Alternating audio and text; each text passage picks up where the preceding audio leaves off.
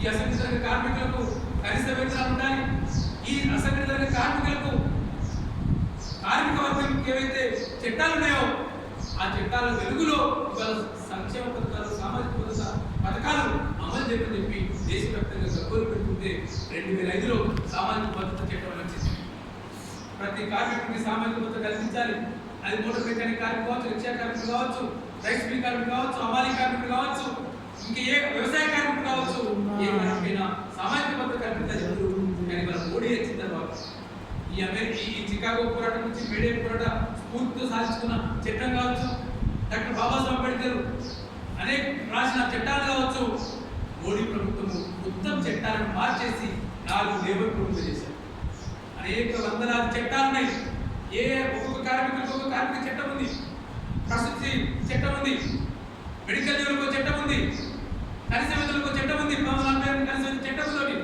ఇటువంటి చట్టాలన్నింటినీ కలిపి 4 లేబర్ కోడ్లు చేసి మొత్తం కార్మిక హక్కుల చట్టాలను బీజేపీ కాల్చేసింది. ఎన్డీఏ ప్రభుత్వం కాల్చేసింది. అంటే అసంఘటిత కార్మికులే వాళ్ళ మెజార్టీ కార్మికులు ఈ ప్రపంచంలో.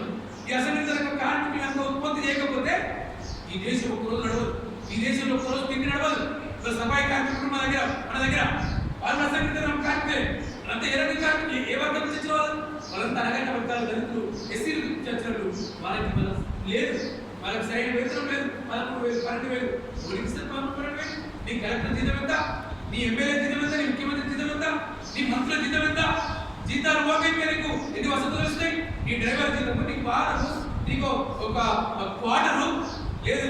నియోజకవర్గం కంటే కేసీఆర్ తర్వాత ప్రతి నియోజకవర్గంలో ఒక క్యాంప్ ఆఫీస్ అంటే ప్రజల కోసం పనిచేయాలి. క్యాంప్ ఆఫీసు తాగుబోతుల కేంద్రంగా, క్యాంప్ ఆఫీసు అభివృద్ధి కేంద్రంగా, క్యాంప్ ఆఫీసు ఎవరైతే దోపిడీ చేసుకుంటారో, కాంట్రాక్ట్ చేసుకుంటారో వాడికి కేంద్రంగా క్యాంప్ ఆఫీస్ పోయి ప్రజల సంక్షేమం గురించి మాట్లాడు. ఇక్కడ పోయి ఆ దేవేంద్ర రెడ్డి ఇంకోరు మాట్లాడితే ఆ చూద్దాం వాడు అన్ని క్యాంప్ ఆఫీస్ అందించింది ఈ నియోజకవర్గ ప్రజల కోసం, ఈ నియోజకవర్గ ప్రజల సంక్షేమం కోసం. కానీ వాళ్ళ అటువంటి అమలు కావట్లేదు. ఇవన్నిటికి కారణం వల్ల ఈ దేశంలో ఉన్న ఎన్డీఏ ప్రభుత్వం మొత్తం కార్మిక చట్టాలను మార్చేసి లేబర్ కోడ్ చేసింది. మొత్తం కార్మిక రంగంలో వస్తేనే ఒక మద్దతు రాజకీయాలు కమ్యూనిస్ట్ ఏమంటారు, ప్రపంచ కార్మికుల ఐక్యం కండి, కార్మికుల ఐక్యం కండి, కార్మికుల ఐక్యత వర్ధిల్లాలంటారు.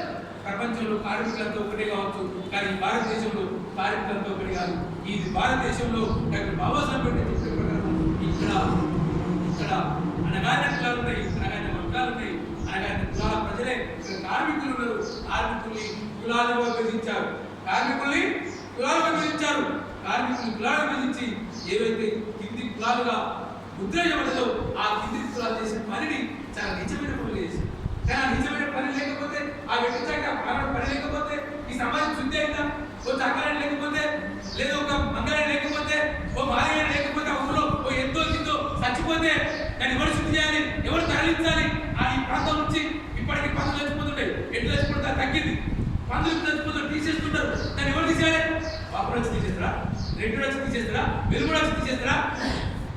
ఎవరికైతే ఆ పని అబ్బాయి వాటిలో ఆ పని చేస్తే ఎట్లయినా తీయాలి. మనం కూడా ఎస్సీ కూడా తీయాలి. అంటే ఇటువంటి పనులకు ఒక అశుద్ధమైన